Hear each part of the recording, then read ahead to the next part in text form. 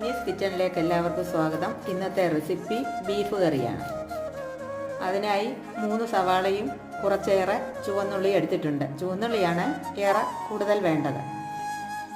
ചുവന്നുള്ളിയും സവാളയും കറിവേപ്പിലയും പച്ചമുളകും ചേർത്ത് വഴട്ടിയെടുക്കുകയാണ്. ഒപ്പം തക്കാളിപ്പഴവും കൂടി ചേർത്ത് വഴട്ടി യോജിപ്പിച്ചെടുക്കുകയാണ്.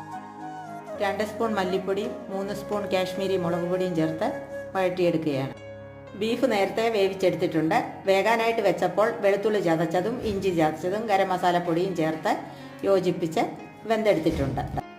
8 വിസിലടിച്ചാണ് വേവിച്ചെടുത്തിരിക്കുന്നത്. വഴറ്റി വെച്ച മസാലയിലേക്ക് വെന്ത ബീഫും ചേർത്ത് കൊടുത്ത് ആവശ്യത്തിന് വെള്ളവും യോജിപ്പിച്ച് കൊടുത്ത് മല്ലിയിലയും ചേർത്ത് ആവശ്യത്തിന് മീറ്റ് മസാലയും കൂടി ചേർത്ത് കുരുമുളക് പൊടിയും കുറച്ച് ഗരം മസാലയും കൂടി ചേർത്ത് കൊടുത്ത് വറുത്ത് വെച്ച തേങ്ങാക്കൊത്തും ചേർത്ത് കടുവും വറുത്തൊഴിച്ച് നന്നായി യോജിപ്പിച്ചെടുക്കുകയാണ്.